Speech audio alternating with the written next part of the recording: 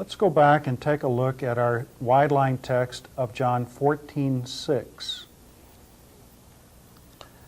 The first line in John 14:6, let's review what we have seen so far.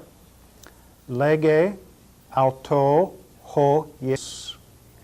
In that line, Jesus is the subject. The verb is he says, and auto is an indirect object meaning to him. Jesus says to him. Now let's see what it is that Jesus says to him. Look at the second line, beginning with the word ego. The next word, eimi, and then he hos. Ego is a personal pronoun. So let's go back and refer to page 2-22 in your grammar to the personal pronouns. Look at the first personal pronoun in the nominative. There's the word ego, meaning I. All right, now back down to 14:6. Eimi is a verb, and it means I am. Remember, in Greek, a verb always has contained as part of it the subject. So eimi means I am. One might ask, then why do we have to have the pronoun ego if the word I is already a part of the verb? There are several reasons for this.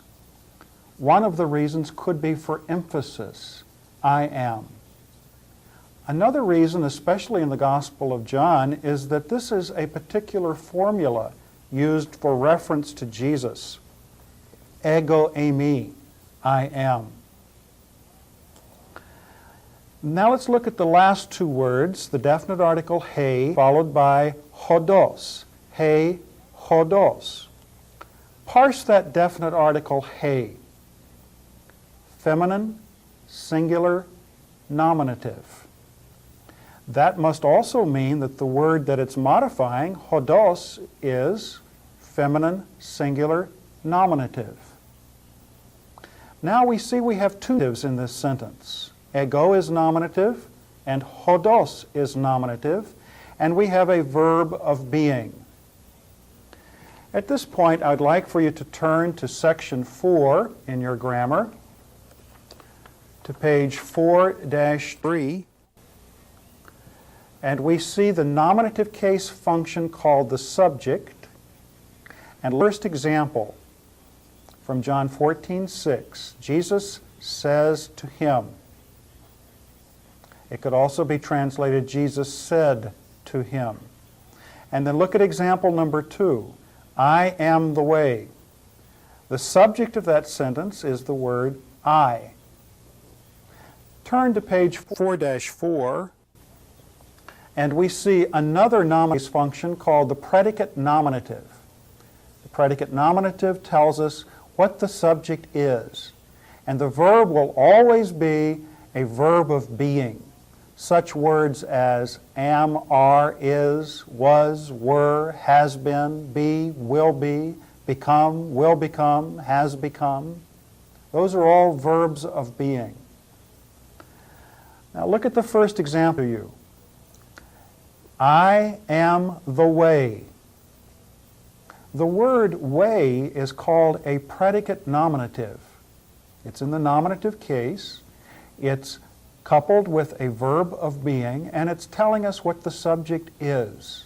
Jesus said to him, I am the way.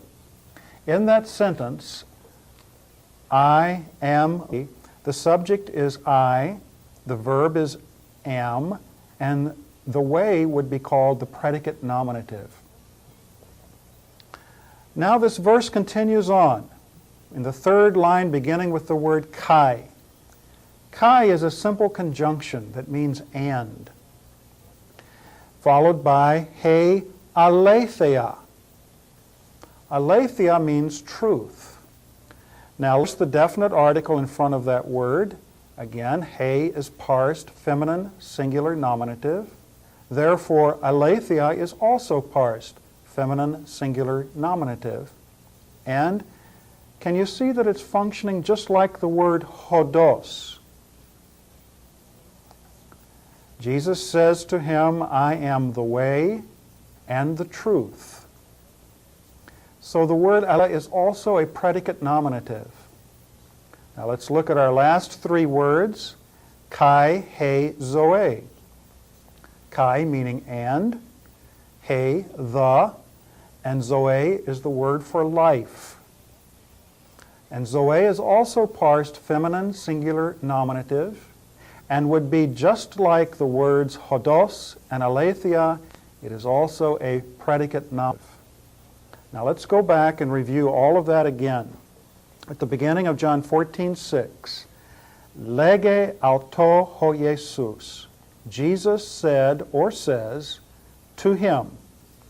Jesus is the subject. Your verb is lege. He says or he said. And auto is the indirect object to him. I am the way and truth and the life. Ego emi he hodos, kai he aletheia, kai he zoe. In that sentence, ego is the subject, emi is your verb, a verb of being, followed by three predicate nominatives, hodos, aletheia, and zoe.